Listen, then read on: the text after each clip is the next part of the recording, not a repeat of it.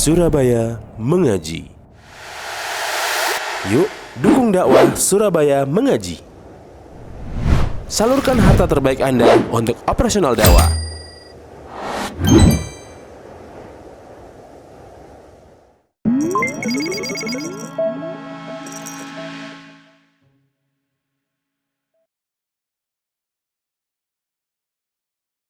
Alhamdulillahi Rabbil Alamin.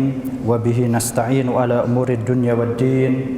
Wassalatu wassalamu ala ashrafil anbiya'i wal mursalin, Nabiyyina Muhammadin wa ala alihi wa sahbihi wat tabi'in wa atba'it tabi'in wa man tabi'ahum bi ihsanin ila yaumiddin, amma ba'du.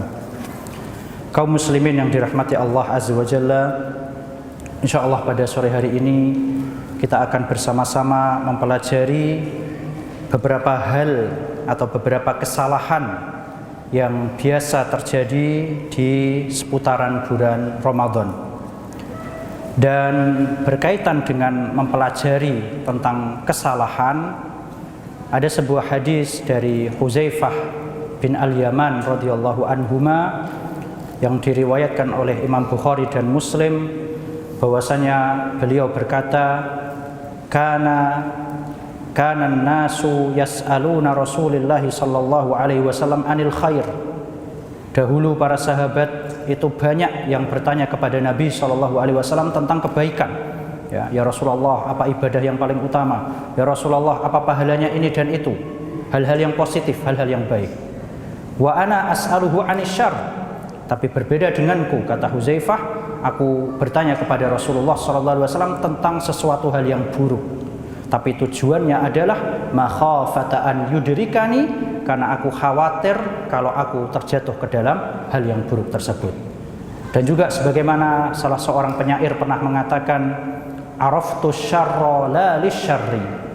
Aku belajar, aku mengetahui tentang keburukan bukan untuk melakukannya, walakin litawaqqihi, namun aku mengetahuinya agar aku tidak terjatuh ke dalam keburukan tersebut. Wa man lam ya'rifis syarra yaqa' fihi. Barang siapa yang dia tidak mengetahui keburukan, maka dikhawatirkan dia bisa terjerumus ke dalamnya. Oleh karena itu, kita insyaallah pada sore hari ini akan mempelajari beberapa hal yang berkaitan dengan kesalahan-kesalahan yang biasa dilakukan oleh kaum muslimin di bulan Ramadan, dengan harapan agar kita tidak terjatuh ke dalam kesalahan yang sama. Para jemaah yang dirahmati Allah Azza wa Jalla, kesalahan pertama yang biasa dilakukan oleh sebagian saudara kita yaitu tidak mempelajari hukum-hukum yang berkaitan dengan puasa. Ya. Sebagian kita kadang kita dapati merasa cukup ya dengan apa yang sudah mereka ketahui. Ya. Terkadang menganggap, ya selama ini puasaku nggak ada masalah, ya selama ini insya Allah puasaku sah-sah saja, kan seperti itu, ya. Maka ini merupakan suatu hal yang kurang tepat, ya, karena kita sebagai muslim, apapun status kita, apakah pelajar, pedagang, pebisnis, ini tetap dituntut untuk belajar. Sepintar apapun manusia dituntut untuk belajar. Hanya yang membedakan adalah materinya, ya. Karena sebagaimana dikatakan oleh para ulama, selama engkau belajar maka engkau adalah seorang yang alim. Namun ketika engkau berhenti dari belajar, maka saat itulah engkau menjadi jahil, ya. Dan orang yang tidak mau mempelajari tentang hukum-hukum yang berkaitan dengan puasa ini menyelisihi kebiasaannya para salafus saleh. Para salafus saleh ketika mereka datang bulan Ramadan, mereka biasa mengadakan suatu majelis yang di dalamnya membahas tentang hal-hal yang berkaitan dengan puasa. Apa tujuannya? Yang pertama adalah dalam rangka mengamalkan firman Allah Ta'ala, wa dzakir fa inna dzikra tanfa'ul mu'minin, dan berilah nasihat karena sesungguhnya nasihat bermanfaat bagi kaum mukminin. Yang kedua adalah agar ketika nanti kita mengamalkan suatu ibadah, ini diamalkan di atas ilmu dan dalil. Jadi bukan karena ikut-ikutan, ya. Aku sahur karena orang-orang pada sahur, ya bagus. Aku sholat tarawih karena orang-orang pada sholat, ya bagus, itu sudah bagus. Tapi ketika orang melakukan suatu ibadah karena dia tahu ilmunya, karena dia tahu dalilnya, maka ini jauh lebih bagus. Dia sahur karena mengetahui Rasul sallallahu alaihi wasallam pernah bersabda, tasahharu fa inna fis suhuri barakah. Makanlah sahur karena sesungguhnya ketika makan sahur terhadap barokah. Dia sholat tarawih karena mengetahui ada dalil, man qama ramadhana imanan wa ihtisaban ghufira lahu ma taqaddama min dzambih. Ya, oleh karena itu ibadahnya jauh lebih berkualitas. Dan manfaat dari mempelajari hukum-hukum yang berkaitan dengan puasa sebelum datangnya bulan Ramadan ini adalah sebagai antisipasi kalau suatu saat kita terjatuh dalam suatu kasus yang kita nggak tahu ilmunya. Contoh, kita kasih contoh. Misal, ketika kita sholat, ya, kemudian kita sedang misalnya, mohon maaf, sakit flu, ya.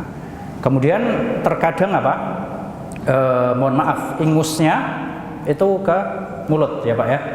Nah itu gimana Pak? Pas lagi puasa, apa yang harus kita lakukan kira-kira? Menurut jamaah, kira-kira apa yang harus kita lakukan Pak? Apakah membatalkan sholat terus buang ingus? Atau mohon maaf dibuang, ditaruh di kantong? Atau ditelan?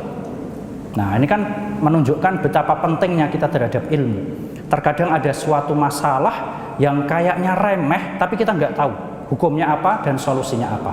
Ya, oleh karena itu maka marilah kita jangan meremehkan ya dari mempelajari hukum-hukum yang berkaitan dengan puasa, terlebih berdekatan dengan bulan Ramadan. Nah, kemudian selanjutnya di antara kesalahan yang biasa dilakukan oleh sebagian saudara kita adalah mereka hanya perhatian terhadap pembatal-pembatal yang sifatnya zohir.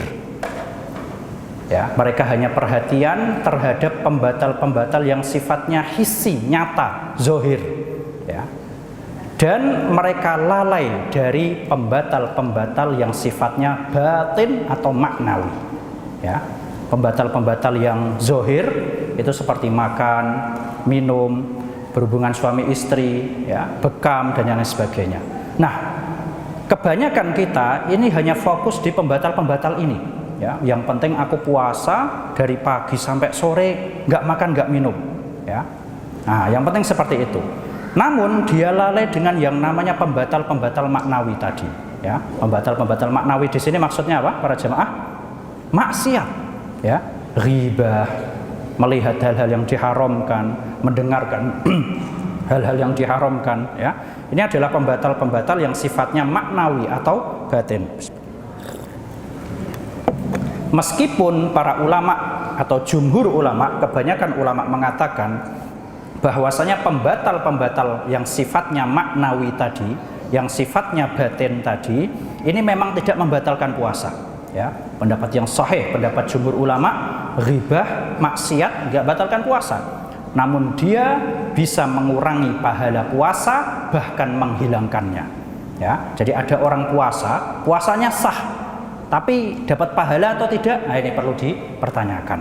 Ya, makanya Nabi SAW pernah bersabda, rubba shaimin hadzuhu min siyamihi al-ju'u wal 'atashu. Betapa banyak orang yang puasa namun dia hanya mendapatkan lapar dan dahaga. Wa rubba qaimin hadzuhu min qiyamihi as-saharu. Dan betapa banyak orang yang melakukan qiyamul lail, ternyata dia cuma dapat begadangnya saja. Ya, oleh karena itu marilah kita sebagaimana kita sangat menjauhi yang namanya pembatal-pembatal zohir, maka kita pun juga harus menghindari pembatal-pembatal yang sifatnya batin. Ya, ketika kita lagi puasa, misal dipaksa untuk minum misalnya, mesti semua kita nggak mau. Ya, minum yang aslinya pas tidak puasa hukumnya halal, ketika puasa aja kita nggak mau melakukan. Ya, lalu bagaimana dengan maksiat-maksiat yang ketika nggak puasa haram, apalagi pas puasa. Ya. Dan para jemaah yang dirahmati Allah, dosa itu bisa menjadi besar karena 3 sebab. Ya, dosa bisa menjadi lebih besar. Ini perbedaan antara dosa dengan pahala. Kalau pahala itu lebih banyak, bisa menjadi lebih banyak. Kalau dosa bukan lebih banyak tapi menjadi lebih besar. Ya, dosa bisa menjadi lebih besar karena 3 hal. Yang pertama, apabila dilakukan di waktu yang mulia. Contohnya adalah Ramadan. Yang kedua adalah apabila dilakukan di tempat yang mulia. Contohnya seperti Haramain, Mekah, Madinah, dan sebagainya. Dan yang terakhir yaitu apabila dilakukan oleh orang yang alim atau beragama. Ya. Oleh karena itu, para jemaah yang dirahmati Allah, marilah kita hindari pembatal-pembatal yang sifatnya maknawi ini sebagaimana kita menghindari pembatal-pembatal yang sifatnya zahir tadi.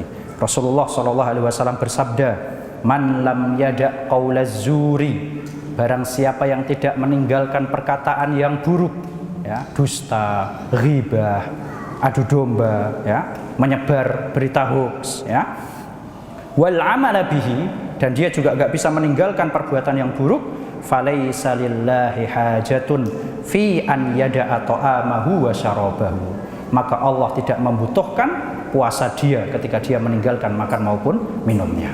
Ya. Jadi kalau ditanya puasanya sah enggak? Ya sah, wong dia enggak melakukan pembatal-pembatal puasa. Tapi apakah dia berpahala? Nah, ini dia yang perlu diperhatikan. Nah. Dan juga Rasulullah SAW bersabda, wa idza kana yaumi saumi ahadikum, wa idza kana yaumu saumi ahadikum, apabila telah datang hari di mana kalian berpuasa, fala yarfuth, janganlah kalian mengucapkan perkataan yang buruk, wala yafsuk, janganlah kalian melakukan maksiat, wala yajhal, dan janganlah kalian melakukan perbuatan seperti perbuatan orang bodoh, teriak-teriak, ya. Nah, ini tidak layak ketika puasa. Fa in sabahu ahadun, kalau sampai ada orang yang mencela dia, au qatalahu, atau ngajak gelut, falyaqul inni shaim, maka katakanlah aku sedang berpuasa. Pertanyaannya, Pak, apa faedah atau hikmah ketika ada orang yang mengganggu kita, kok kita malah suruh ngomong inni shaim? Kira-kira itu kenapa, Pak? Buat pamer atau apa itu, Pak? Kenapa itu kira-kira? Kan harusnya malah jangan ngomong, lagi puasa kok. Ngapain pamer? Aku lagi puasa nih. Kira-kira untuk apa itu faedahnya? Taib. Jadi maksud dari kenapa kok kita diperintahkan mengucapkan inni shaim, maksudnya adalah aku ini sedang puasa. Aslinya kalau nggak puasa aku bisa balas kamu, ya. Tapi karena aku sedang puasa, maka mohon maaf untuk kali ini saya tidak membalas. Itu faedah dari kenapa ketika ada orang yang mencela atau ngajak kita berkelahi, kita diperintahkan untuk mengucapkan saya sedang puasa. Bukan untuk pamer, tapi untuk menunjukkan aku aslinya bisa balas kamu, aku mampu, ya. Tapi karena aku sedang puasa, maka mohon maaf, stop dulu. Nah, para jemaah yang dirahmati Allah Azza wa Jalla, kalau kita perhatikan pembatal-pembatal yang sifatnya zahir tadi, ya, atau meninggalkan pembatal-pembatal yang sifatnya zahir, nggak makan, nggak minum, nggak berhubungan suami istri, ini kalau kita perhatikan itu bukan tujuan dari puasa, ya. Jadi dia ini sifatnya hanya sebagai wasilah, sebagai sebab agar kita menjauhi pembatal-pembatal yang sifatnya maknawi atau maksiat. Nah, ini kadang kita malah kebalik para jamaah, ya. Semangat meninggalkan pembatal zahir, tapi pembatal batin masih aja jalan. Padahal tujuan utama dari puasa itu biar kita nggak melakukan pembatal batin ini, maksiat, ya. Pembatal-pembatal zahir itu cuma sebagai sebab, ya. Kita nggak boleh makan, nggak boleh minum, nggak boleh berhubungan suami istri, itu sebab biar kita nggak maksiat. Nah, sebagian kita malah kebalik, ya, semangat meninggalkan pembatal-pembatal zahir, tapi pembatal batinnya malah tetap, wal iazubillah. Nah, berkata sebagian salafus saleh, lau kana siyamu mujarrada tarkil akli wasyurbi lakana ahwan. Seandainya puasa itu hanya sekedar nggak makan dan nggak minum, itu sangat gampang sekali, gampang, ya. Kalau cuman orang nggak boleh makan, nggak boleh minum, itu lebih mudah, simple, ya.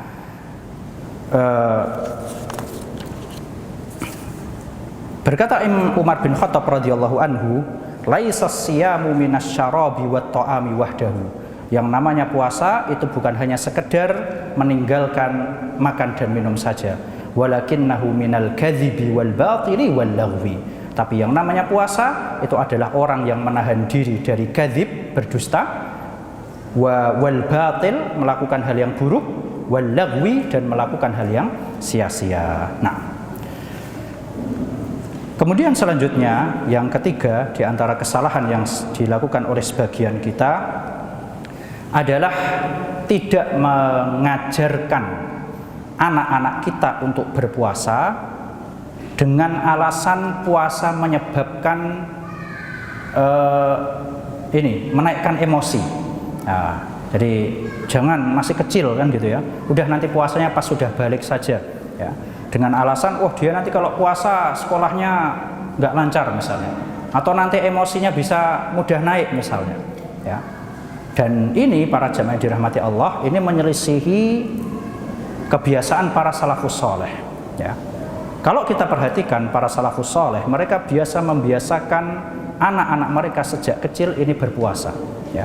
Makanya sebagian ulama diantaranya dalam mazhab Syafi'iyah ya, ini mengkiaskan puasa ke sholat. Maksudnya mengkiaskan puasa ke sholat itu apa?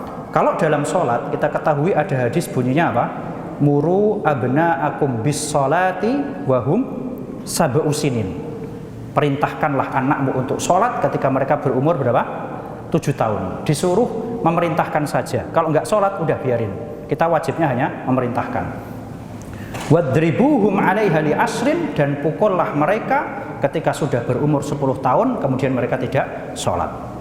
Saking perhatiannya ulama terhadap masalah puasa, sebagaimana saya sebutkan tadi, sebagian ulama ini sampai mengkiaskan ke sholat.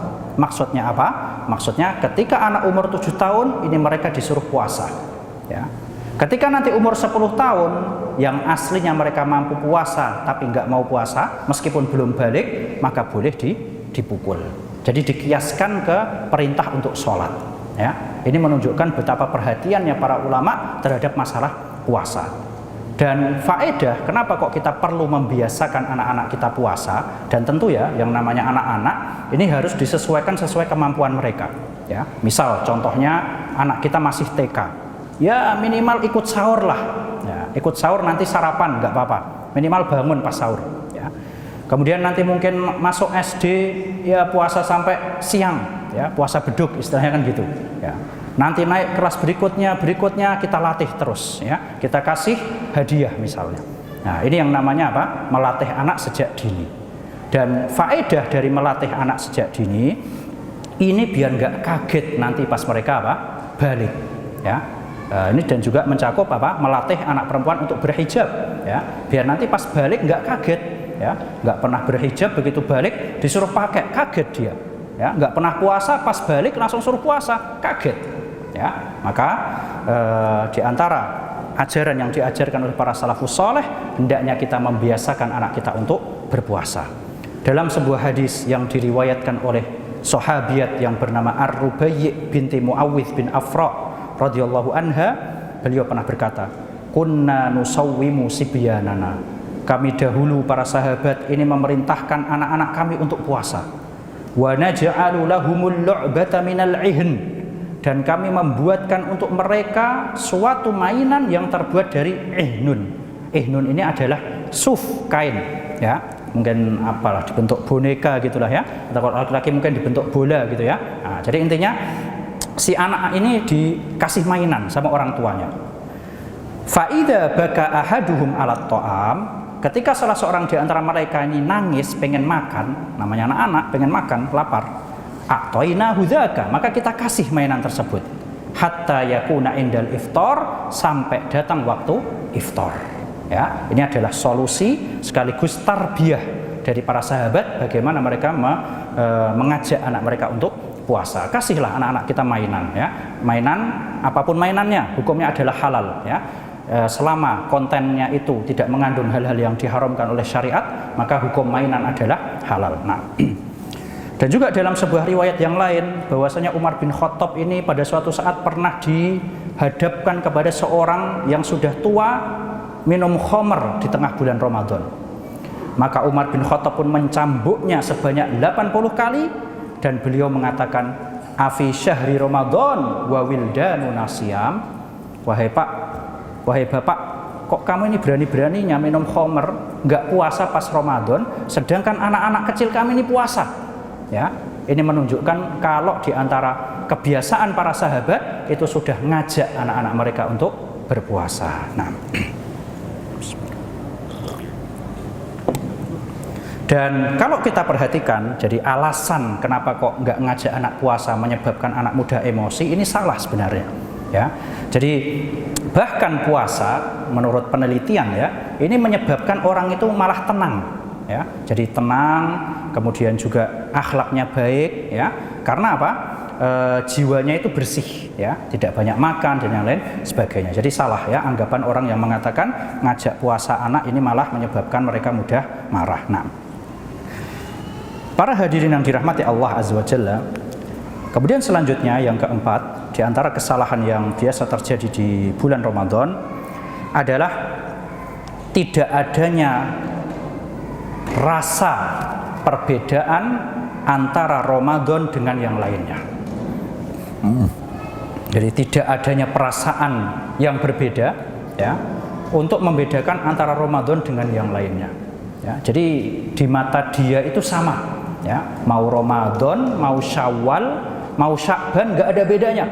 Ya, sholat ya sholat, puasa ya biasa, nggak ada bedanya belas. Ngaji ya ngaji biasa. Ya. Maka orang yang dalam hatinya nggak punya rasa perbedaan seperti ini, di mata dia waktu-waktu itu sama semua, ini menunjukkan kalau imannya lemah. Ya. Apa dalilnya? Dalilnya adalah firman Allah Ta'ala dalam surat Al-Hajj. Ya. Allah mengatakan, wa may yu'azzim sya'airallahi fa innaha min taqwal qulub. Barang siapa yang mengagungkan syiar-syiar Allah, maka ini salah satu tanda akan ketakwaan hatinya. Berarti salah satu ciri orang yang bertakwa, dalam hatinya itu ada rasa berbeda.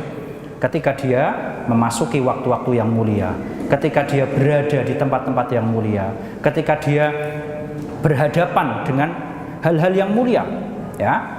Nah, jadi orang yang tidak bisa membedakan antara Ramadan dengan yang lainnya, ini menunjukkan akan kelemahan imannya. Wallahu a'lam.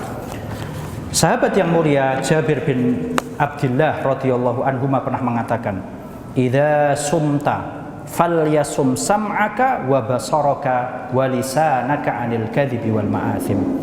Apabila engkau sedang berpuasa, maka berpuasa jugalah pendengaran, penglihatan dan juga lisanmu dari dusta dan dosa. Jadi jangan cuman puasa perutnya saja, ya, mata ikut puasa, telinga, lisan juga ikut puasa. Wal yakun 'alaika waqarun wa sakinata yauma shaumika. Dan hendaknya kamu itu berpuasa dalam keadaan berwibawa dan tenang. Nah, ini juga adab para jamaah dirahmati Allah. Kalau pas kita lagi puasa, ini tampakkanlah ketenangan, tampakkanlah adab. Jangan kayak orang nggak puasa, teriak-teriak, nongkrong di pinggir jalan, ya. Jadi harus ada perbedaan. Jadi diri kita saat di bulan Ramadan dengan di bulan lain minimal harus ada bedanya, seperti itu, ya.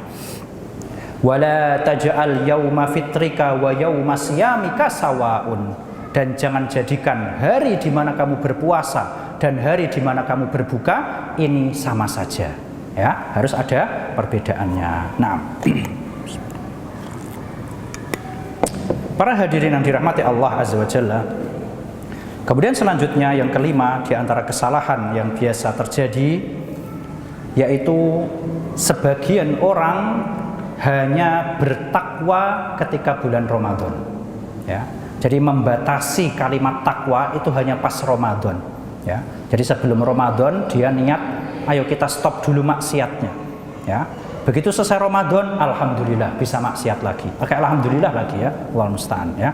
Jadi seolah-olah Ramadan ini bukan kayak pesantren, tapi kayak penjara malahan, ya. Ayo sabar dulu, nggak maksiat, ngitung hari, dia ngitung hari. 3 hari lagi Id nih, wah siap-siap bisa maksiat lagi, nah, ya.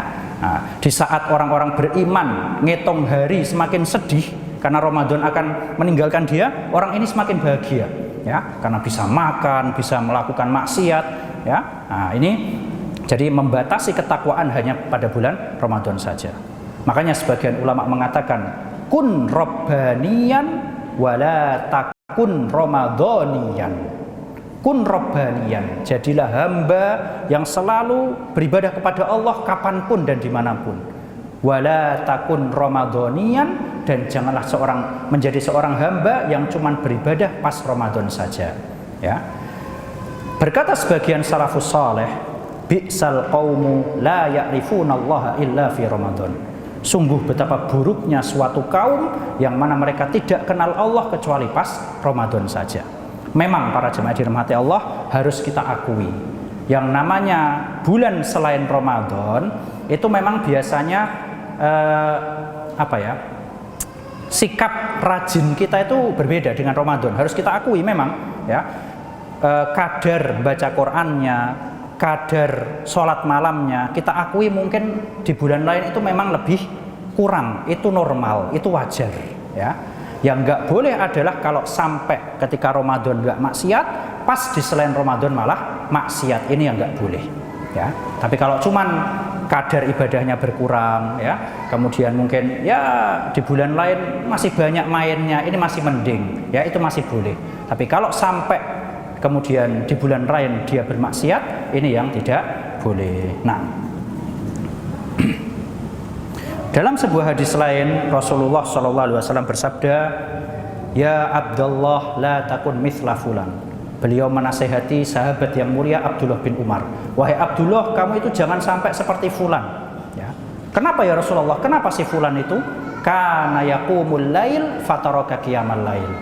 Dahulu dia biasa melakukan qiyamul lail, tapi sekarang dia tidak melakukannya ya. Maka marilah para jemaah dirahmati Allah, kita berusaha untuk selalu bertakwa meskipun tidak di bulan Ramadan. Karena sesungguhnya Tuhan yang kita menyembahnya, Tuhan yang kita sembah ketika bulan Ramadan itu juga Tuhan di bulan-bulan yang lainnya. Nah,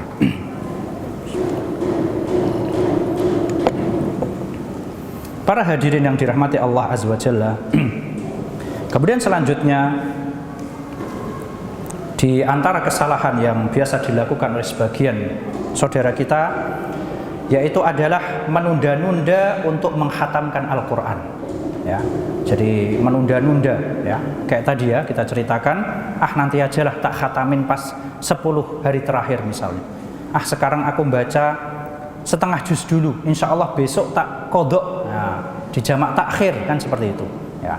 Maka ini adalah hal yang tidak baik, terutama lagi adalah untuk wanita ya. Tadi sudah kita jelaskan, yang namanya wanita, perempuan, ini ada hari-hari di mana dia tidak bisa membaca Al-Quran. Ada hari-hari yang mana dia untuk melakukan ibadah itu terbatas ya. Sebagian ulama mengasih solusi bagi wanita yang sedang haid dan pengen baca Quran, ini bisa baca Qurannya dengan dalam hati ya. Yang penting tidak dilafatkan ya. Karena yang dilarang menurut jumhur ulama itu adalah yang dilafatkan. Nah, dan sebagaimana kita ketahui, bulan Ramadan ini adalah bulan yang identik dengan Al-Quran. Allah Subhanahu wa taala berfirman, Syahrul Ramadan alladzi unzila fihi al-Quran. Bulan Ramadan yang diturunkan di dalamnya Al-Quran. Maka ini menunjukkan akan identiknya bulan Ramadan dengan Al-Quran. Nah, dan di antara hal yang harus kita perhatikan para jamaah, hendaknya kita ketika melakukan suatu ibadah ini diprioritaskan sesuai waktunya ya. Jadi pas kita mau melakukan ibadah diprioritaskan sesuai waktunya. Contohnya begini misalnya, ketika kita berada di antara azan dan iqamat, ibadah apa yang hendaknya kita prioritaskan?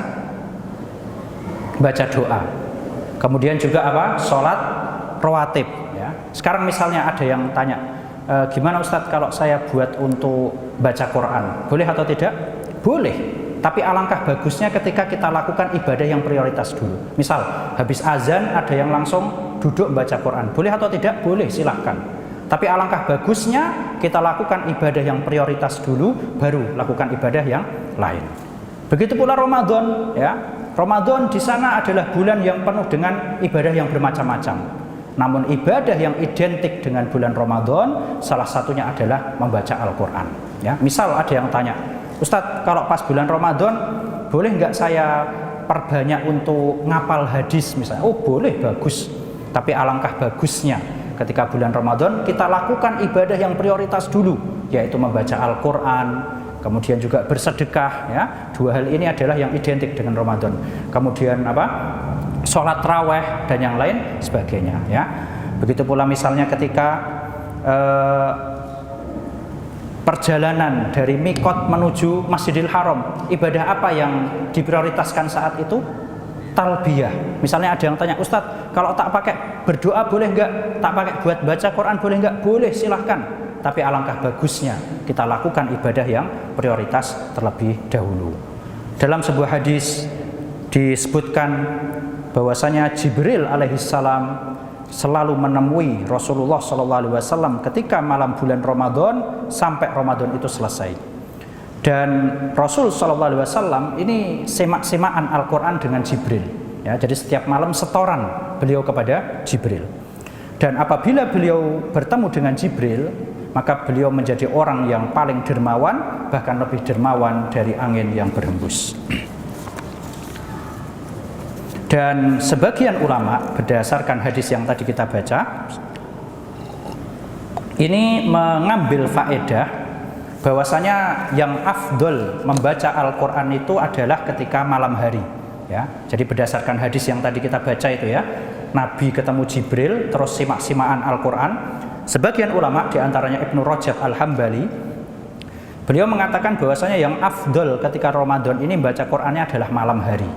Kenapa? Karena tadi disebutkan Jibril ketemu Nabi kapan?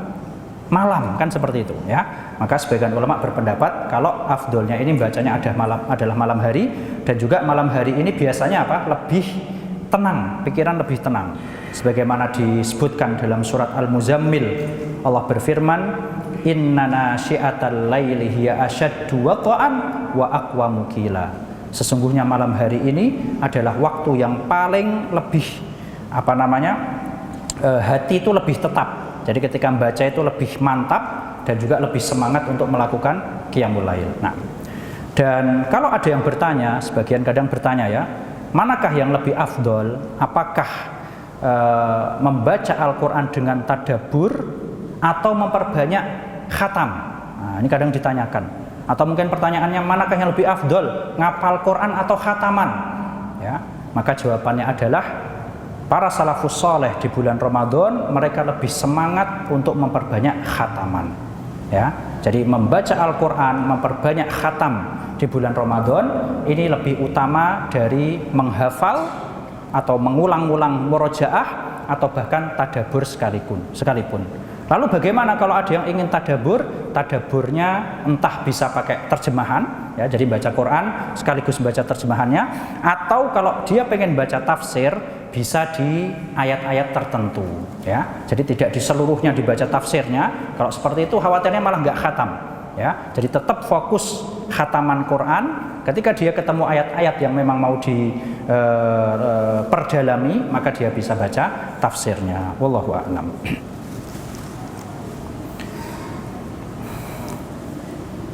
Para jemaah yang dirahmati Allah Azza wa Jalla, kemudian selanjutnya di antara hal lain yang biasa terjadi ketika bulan Ramadan yang hendaknya kita hindari adalah al-israf fil ma'kali wal mashrab. Berlebih-lebihan dalam makan dan minum, atau istilahnya israf, ya, berlebih-lebihan ketika makan dan minum. Dalam Islam itu ada dua istilah yang menunjukkan akan berlebih-lebihan. Yang pertama adalah israf, yang kedua tabdzir, mubadzir. Apa perbedaan antara israf dengan tabdzir? Apa, Pak? Apa bedanya israf dengan mubadzir? Bedanya apa, Pak?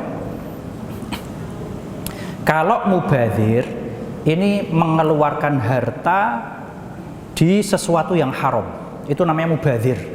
Nah, jadi salah ya kalau ketika kita bilang itu loh, kalau wudhu airnya jangan banyak-banyak, mubadzir.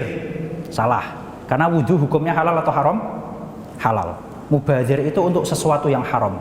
Misal orang menggunakan uangnya untuk membeli alat musik, nah itu namanya mubadzir, tabdzir. Orang membelanjakan uangnya untuk membeli makanan yang haram, namanya mubadzir.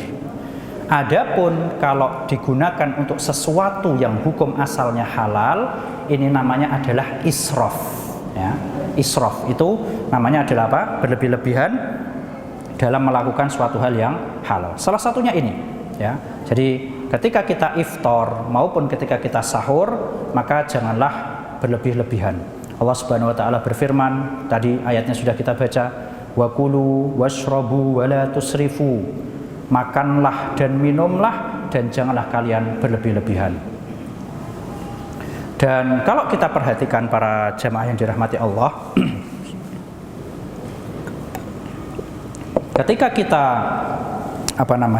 mau berbuka, ketika kita mau iftar, itu biasanya syahwat mata atau laparnya mata itu lebih besar daripada laparnya perut, kan gitu. Ketika kita misalnya keluar cari iftar ya, ini biasanya mata kita lebih banyak laparnya. Wah, pengen itu, pengen ini, beli itu, beli ini. Ketika iftar yang kemakan cuman satu tok. Ya, inilah salah satu hal yang menunjukkan bahwasanya kita ini nggak butuh banyak ya. Ketika sahur maupun iftar kita tidak butuh banyak, tapi itu hanya syahwat mata saja. Wallahu a'lam. Para jemaah yang dirahmati Allah Azza wa Jalla, kemudian selanjutnya di antara kesalahan yang biasa dilakukan oleh sebagian kaum muslimin adalah tidak mengakhirkan sahur. Ya, tidak mengakhirkan sahur. Sebagian kaum muslimin kita dapati sahur jam 2 ya, atau sahur jam setengah 3, padahal subuhnya masih jam 4. Nah ini sekalipun tetap dikatakan sahur, karena yang namanya sahur itu dimulai dari tengah malam ya. Waktu sahur itu dimulai dari tengah malam.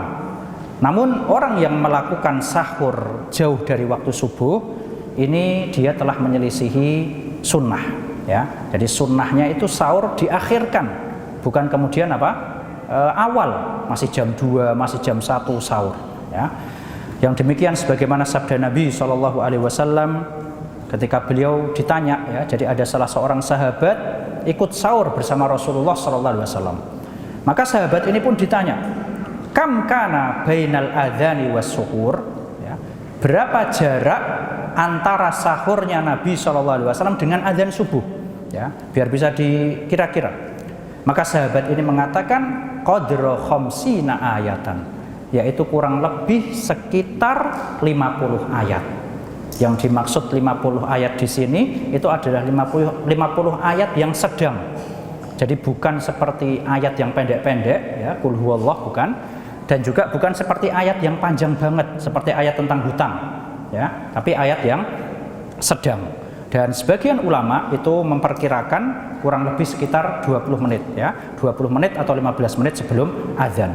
Jadi ini menunjukkan betapa dekatnya sahurnya Nabi SAW dengan waktu subuh. Dan faedah dari orang yang mengakhirkan sahur ini selain mengikuti sunnah Nabi SAW, yaitu bisa lebih menguatkan dia untuk puasa ya. Orang yang sahur seperempat jam sebelum subuh ini biasanya tidak cepat lapar, kan gitu, dibandingkan yang sahur jam 2. Yang sahur jam 2 berarti puasanya mungkin 13 jam, kan kayak gitu ya. Jadi lebih menguatkan badan untuk melakukan puasa. Dan juga diantara efek negatif dari sahur terlalu cepat, ini biasanya orangnya akan ketinggalan minimal sholat subuh berjamaah ya.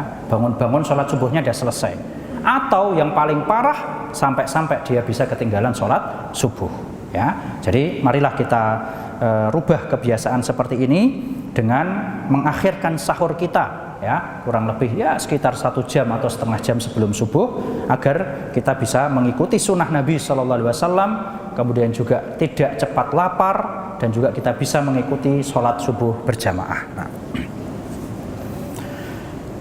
para jamaah yang dirahmati Allah Azza wa Jalla, kemudian selanjutnya di antara kesalahan yang lain yaitu adalah meremehkan sholat 5 waktu. Nah, sebagian kaum muslimin kalau kita perhatikan ya, ini kadang ketika puasa mereka meremehkan sholat 5 waktu ya. dengan alasan malam hari mereka qiyamul lail, ya, dengan alasan mereka mungkin baca Quran, akhirnya sholat subuhnya ketinggalan, atau tadi sahur, akhirnya sholat subuhnya ketinggalan, atau mungkin pas siang capek, akhirnya ketinggalan sholat asar berjamaah. Padahal sebagaimana kita ketahui para jamaah dirahmati Allah, sholat adalah rukun Islam paling penting setelah syahadatain. Ya, sholat harus dilakukan oleh siapapun selama orang tersebut masih memiliki nyawa. Berbeda dengan puasa. Puasa orang sakit tidak wajib puasa. Ya. Puasa orang yang sudah sepuh hanya cukup bayar fidyah. Tapi sholat ini harus dilakukan oleh siapapun bagi yang sedang masih hidup dan berakal. Nah, dan para ulama, sebagaimana kita ketahui, para ulama berbeda pendapat ya tentang hukum orang yang meninggalkan sholat karena malas.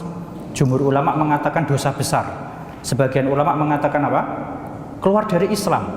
Tapi puasa, barang siapa yang meninggalkan puasa karena malas, para ulama mengatakan 4 madhab dia telah melakukan dosa besar. Ya, tidak ada satupun yang mengatakan orang yang nggak puasa bisa keluar dari Islam. Berbeda dengan sholat. Sholat sebagian ulama mengatakan bisa keluar dari Islam. Oleh karena itu jangan sampai ya karena alasan puasa kemudian kita meremehkan sholat 5 waktu. Nah,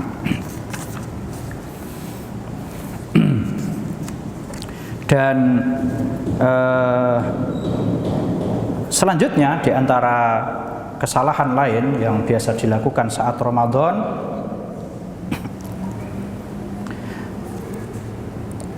yaitu adalah sibuk dengan perkara yang tidak ada faedahnya ya. Sibuk dengan perkara yang tidak ada faedahnya.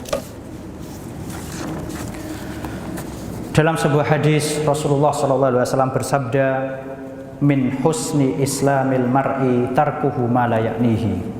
Di antara bentuk kebaikan Islam seseorang adalah dia meninggalkan apa-apa yang tidak bermanfaat baginya.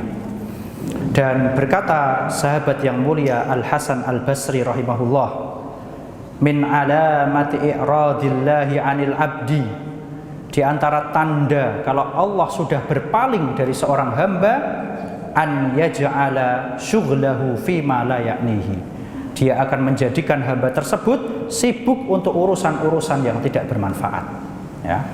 Dan di antara hal yang kadang salah diyakini oleh sebagian orang yang berpuasa itu adalah mereka banyak tidur ya. Dengan keyakinan kalau tidurnya orang puasa ini adalah apa? Ibadah, kan seperti itu ya.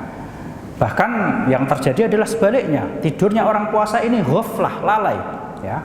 Kalau sampai ada yang bilang tidurnya orang berpuasa ini adalah ibadah, dan mungkin berdalil ya dengan hadis naumus shaimi ibadatun, tidurnya orang puasa itu adalah ibadah, wasukutuhu tasbihun, dan diamnya itu apa? Tasbih. Nah, ada hadis seperti itu. Maka hadis ini adalah hadis yang tidak sahih, hadisnya dhaif, dan diantaranya didhaifkan oleh Syekh Al-Albani rahimahullah.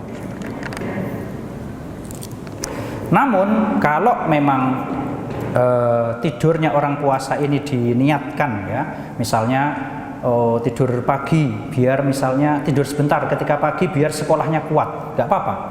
Atau misalnya tidur siang biar nanti malam qiyamul lailnya kuat, nah ini malah bisa berpahala ya. Jadi yang dimaksud dengan tidurnya orang yang berpuasa ibadah ini ketika diniatkan untuk melakukan hal-hal yang baik. Wallahu a'lam.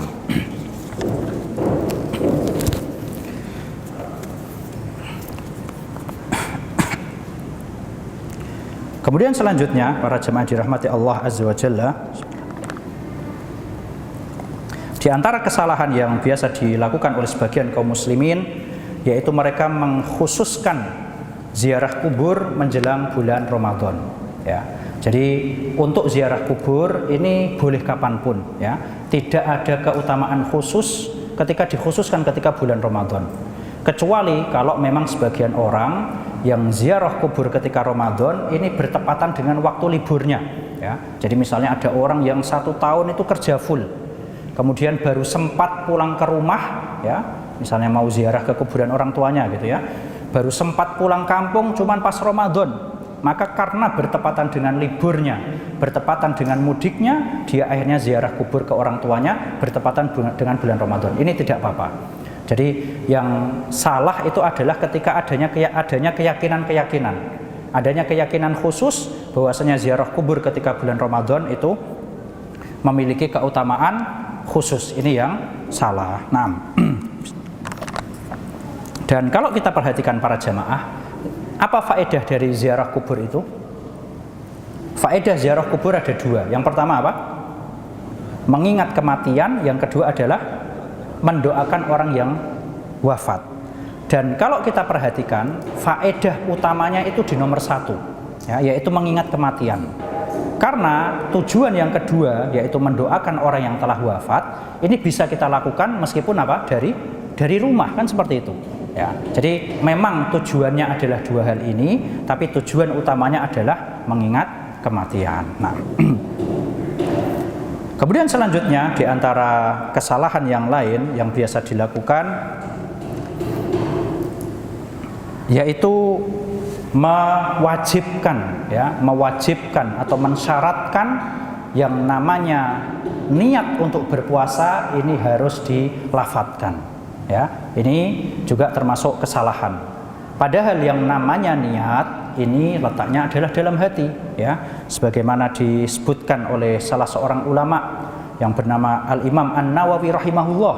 Beliau termasuk salah satu ulama Syafi'iyah. Beliau mengatakan, la yasihha as-sauma illa binniyah. Tidaklah sah puasa kecuali dengan niat. Wa mahalluhal qalbu, dan niat itu letaknya di hati. Wala yustaratu an-nutqu bila khilaf, dan tidak disyaratkan harus dilafadzkan, ya. Jadi memang sebagaimana kita ketahui para jamaah, yang namanya niat untuk puasa Ramadan ini wajib di malam hari, ya. Sebagaimana sabda Nabi SAW, man lam yubayyitis siyama minal laili fala siyama lahu. Barang siapa yang tidak berniat puasa Ramadan dari malam hari, yang namanya malam hari itu berarti dimulai dari kapan? Namanya malam itu kapan Pak pertamanya? Maghrib, ya. Jadi dari maghrib sampai subuh itu namanya malam, ya. Nah, jadi waktu untuk niat sangat luas sekali. Bisa setelah maghrib, bisa sebelum tidur. Dan yang dimaksud dengan niat di sini itu bukan harus ngomong aku besok mau puasa. Sama saja apakah secara lisan maupun secara hati, enggak harus. Jadi cukup kita tahu besok itu Ramadan, cukup kita mau sahur besok, itu sudah termasuk niat, ya. Jadi ada keinginan besok mau ibadah, itu sudah niat, ya. Bahkan sebagian ulama mengatakan tidak ada ibadah yang bisa dilakukan tanpa niat, enggak ada, ya. Ini menunjukkan untuk masalah niat kita tidak perlu berlebih-lebihan, ya. Jadi tidak disyaratkan harus dilafadzkan, tapi cukup keinginan dalam hati itu sudah termasuk niat. Nah,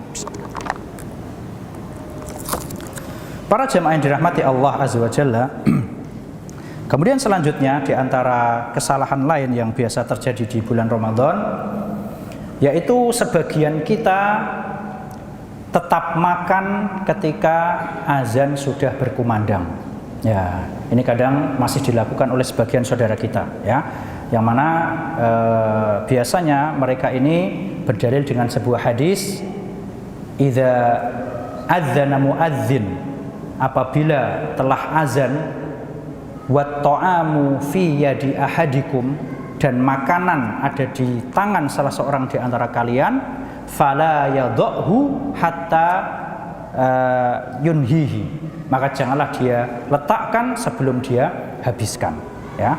Maka hadis ini para jemaah dirahmati Allah, maksud dari hadis ini sebagian ulama berpendapat bahwasanya yang dimaksud dengan azan di sini itu adalah azan pertama, ya. Jadi supaya dikompromikan dengan hadis-hadis yang lain. Karena kalau kita lihat dalil-dalil yang lain itu jelas, ya. Allah berfirman dalam Al-Qur'an, fakulu washrabu hatta yatabayyana lakumul khaytul abyadu minal khaytil aswadi minal fajr. Makan dan minumlah sampai masuk waktu subuh. Berarti kalau sudah masuk waktu subuh harus stop, ya. Nah, jadi yang dimaksud dengan hadis ini, azan yang dimaksud adalah azan pertama, yaitu azannya Bilal. Makanya dalam hadis lain disebutkan apa? Inna Bilalan yu'adzinu bilailin. Sesungguhnya Bilal itu azannya masih malam hari. Fakulu washrobu hatta yu'adzina ibnu Ummi Maktum. Maka makan dan minumlah sampai azan yang kedua, yaitu azannya Abdullah bin Ummi Maktum. Ya, memang sebagian ulama ada yang berpendapat boleh makan kalau sisa sedikit. Ya, tapi untuk hati-hatinya para jamaah dirahmati Allah, begitu azan subuh sudah terdengar, maka hendaknya kita stop. Ya, jangan kemudian apa? Mengakali, ya, mentang-mentang hadisnya apa? Selama makanan masih ada di tangan, jadi dia apa? Makan sambil megang minum, kan gitu ya. Nah, begitu azan, minumnya masih di tangan, berarti boleh minum, tidak ya. Jadi untuk hati-hatinya adalah begitu azan kita hendaknya berhenti seperti itu. Wallahu a'lam.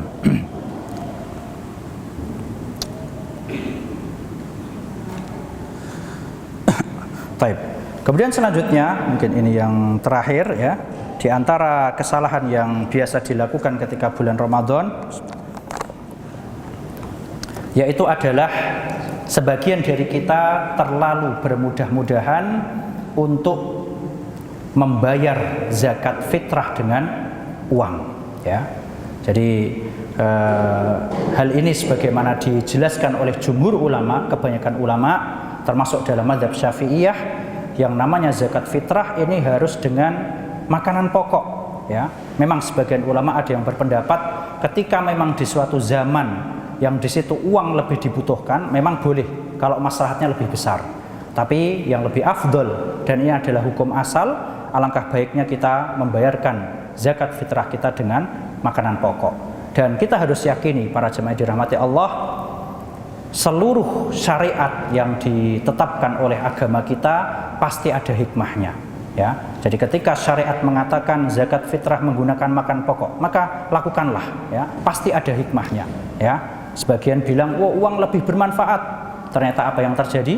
Uangnya digunakan untuk beli kuota, ya, beli rokok, waliyazubillah. Nah, beda dengan ketika kita membayar dengan beras dan sebagainya, ini langsung tertuju kepada tujuan utamanya, yaitu agar mereka bisa makan di hari tersebut. Wallahu a'lam. Demikianlah para jemaah yang dirahmati Allah yang dapat disampaikan pada kesempatan kali ini. Kurang lebihnya mohon maaf, dan di akhir muhadharah ini saya ingin mengingatkan untuk diri saya pribadi dan para jemaah sekalian perkataan ulama, man lam yabki fi Ramadan fahuwa fi ghairihi la yabki, ya. Barang siapa yang dia tidak bisa menangis ketika bulan Ramadan, maka kemungkinan besar dia tidak bisa menangis di bulan-bulan lainnya. Wallahu a'lam. Kami kembalikan acara ini kepada pembawa acara, falyatafaddal.